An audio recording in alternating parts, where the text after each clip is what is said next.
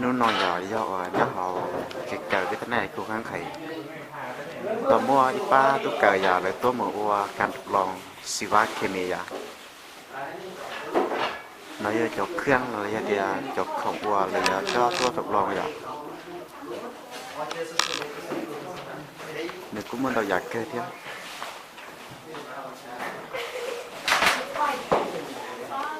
đấy tôi kilo qua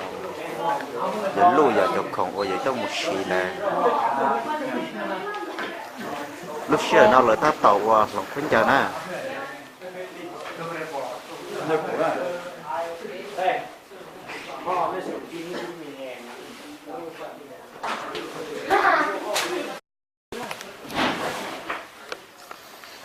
xử lý cho không giờ nếu mà xử lý cho nó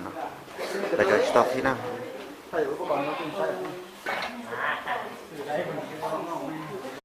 còn là dầu dầu canh tóc lon là để cho không thấy cho nè anh lấy cái đây hư đây hả được cái hai nữa mình hai nó đi kia rồi nè ồ chúng biết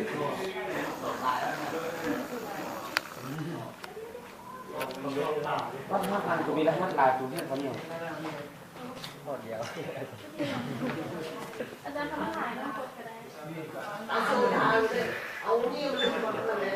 ยังมีนัก5,000ขีดอยู่นะงูโบราณเนี่ย hai thằng năm cái luôn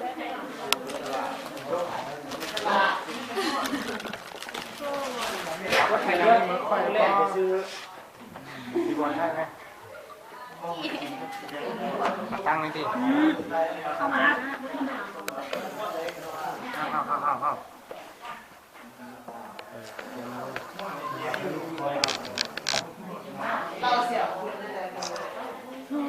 ต้องมีการดูดมาแล้ว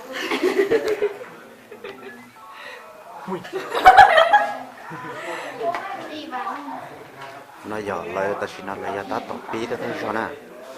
này ta tập pi xí nè thằng nào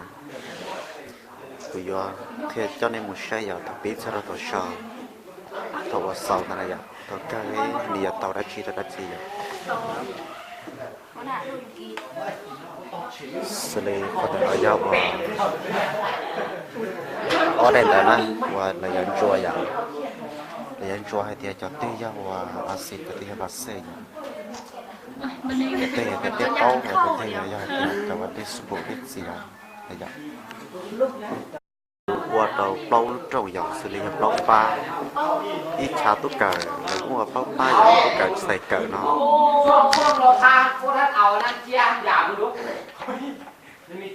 này giờ xử lý giờ và thâu cho đê nói giờ là xí và xí lười giờ xí lười của nhau nè nó có đẹp tự xí à như là một số của con bầu để vô cho tê giờ cho là xí to nè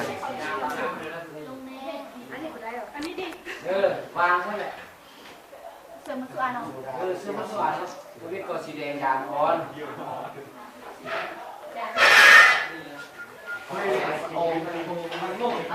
มันคือมีปักตัวก่อนไอ้นี่มันน้ำหรือน้ำแป้งนัวเปลี่ยนสีส่วนอันนี้เปลี่ยน cho đấy tại cái gì nó mó đây nó đùa cho mình chuối rồi ép thằng ăn nữa rồi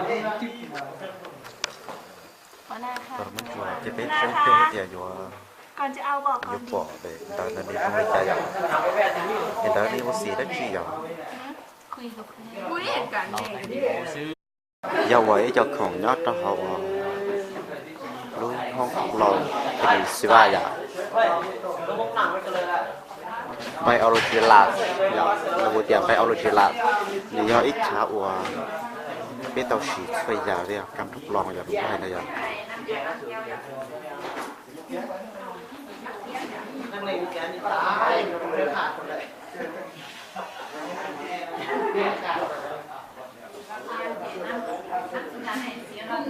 cái sau tí nào rút chế nè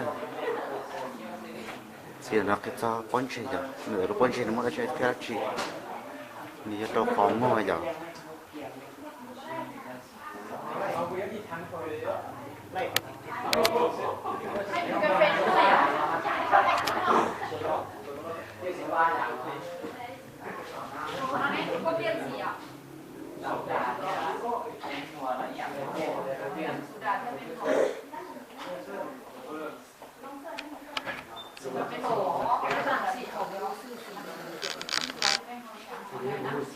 ก็ในยัยจ้อนตรงนั้นแค่จ้อนแต่จ้อนตรงนี้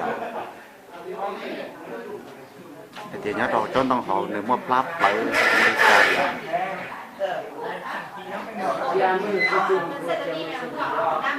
นี่ยัยลูกตู้กับทุกลองมาจากรุ่นน้อง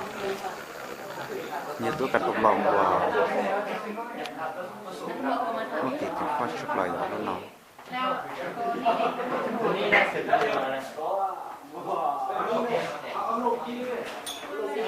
น้ำมันบุ้งเช็ดตะลือเยอะเนี่ยพอเราเขียนให้เรามาตัวเลือเพื่อให้บางขึ้นฉะนั้นเราเขาที่เชื่อใส่ก็จะเป็นสีอะไรเอามาสร้างในนั้นบุ้งว่าตัวใดเป็นของตัวใดเราจะซื้อว่าสเลย์คนแต่ละอย่างเยอะกว่าเลยเท่าเลยนะในคลิปต่อไปนี่ตู้เบาๆเลยอย่างคนนั้นนะดูชื่อเชื่อเด็กก็ที่นั่นเยอะจุยาตัดจะเลยนางเก่าหาไปเจอวิทย์แต่ที่อย่างเยอะเลยแต่ชื่อนั้นเบาๆเลยอย่างแต่ชื่อตอนนั้นเบานั่นแหละตอนเลยเจ็ดเสียเฉลี่ยเจ้าหมูต่ออย่างเยอะเลยแต่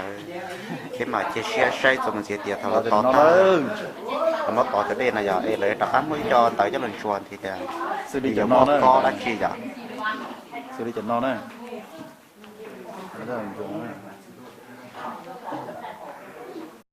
นี่เรื่องมันสีเย็นนะอาจารย์หมดกับเตียงนี่ผมไม่วิธี giờ sẽ thằng nó to to cho tao to thì mới chuồn có tao nói chơi tao xia nó giờ xử lý luôn rồi mấy tao trở nên luôn này à tao lại thao thì lại thao xử lý cho nó vậy thao cho nó là thao vậy thôi แนะนำแล้วได้ไหมวิธีหมดทุกเตียงเลยบอกเลยล่ะใส่มือกันแหละ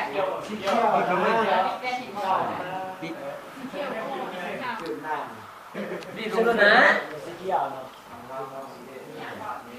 ตุ้ยต่อใช่ตุ้ยเ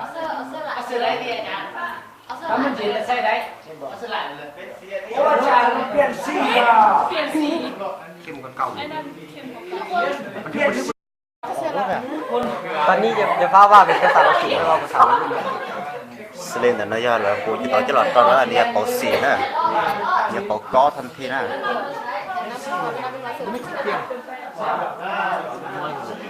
มันก็เป็นก้อนส่วน อีกไม่สนุกสบายหลาย สลายเลิศ พอแล้วใส่ตู้อื่นพอแล้วตัวนี้ยังไม่เจออีกตัวนึงเป็นหัวแล้วเสร็จแล้วเป็นหัวเสร็จแล้วเนี่ยใช่น้อยอ่ะโอ้อาจารย์ เยอะไปเยอะมานี่แหละ ใช้ข้าวใหม่ด้วยใส่หลายมันบูน้ำสีคือเปลี่ยนตัวนี้กับน้ำปูนใสสีเหลือง ตัวนี้ใส่น้ำมันเน่าสั่น จะบอกเป่าอย่างสเลย์ย่อก็ข้อต่อมาไม่ได้เอาเราไปตุดมันอันนี้เนื้อก่อนเนื้อลาดก็ได้ ไม่ยาเลย อันนั้นมันเสร็จก็ไม่เหนียวนะเหนียวก็ได้เล็กเหนียวเมื่อเอาอันนั้นปูนก็ได้จะเป็นเหนียวก็ได้ไม่สีขาวซอยสีขาว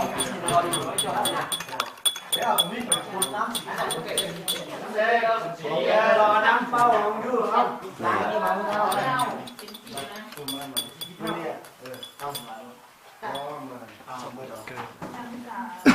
น้ำเป็นหัวในบกนิดกว่ามันเปลี่ยนสีโบเปลี่ยนตัวนี้เปลี่ยนตัวนี้กับตัวนี้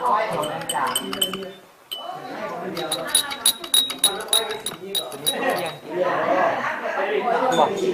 น้ำบางนาวตัวนี้ออกเป็นสีน้ำตาลก่อนแช่ นี้เราดูเราดีที่เรากิน ร้อนอ่ะเนี่ย ก็มานาวกับดิซิบู สลิปเป็นลูกแต่นายว่าเป็นลูกว่าหนึ่งต้องเป่าอย่างต้องปอกก้อนะสลิปเอาลูกนะฮะนะอย่างเอาในเอาลูกต้องเป่าอย่าง chị bay chị bay ไม่ต้องใช่ nó không thể dùng ví dụ như nó quẩn định cái thời bị say สลิปอย่างไรเขาจะนะ โอ้ถ้ามันเหลืองสวย เยอะเนี่ยเดี๋ยวเพียงซ้อนนะไม่คัดนะเปียกตัวใส่เกยตัวชอบใช่จ้ะ có hiện trên đây tôi có quẩn hả ข้าวปุ้น thật sự là เขาปุ้นเขาฝืดเขามี ใส่ฝืนแซ่บแล้ว ใส่cái biển rồi emไม่เคยใส่เลย ใส่ข้าวจุนนี่แซ่บ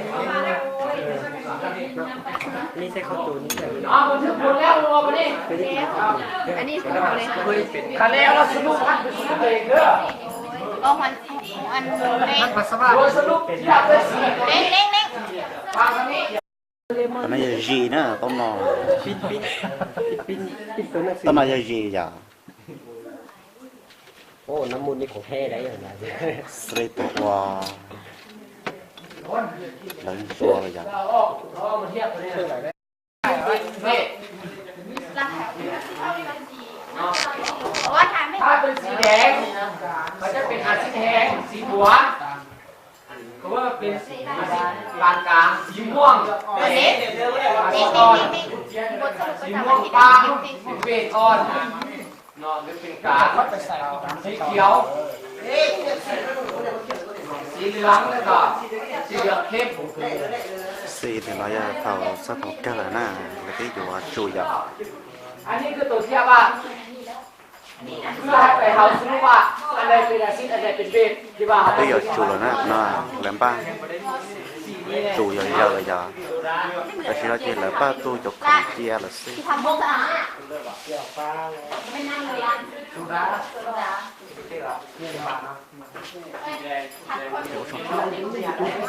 tết cho là này đúng không tết cho chỉ là na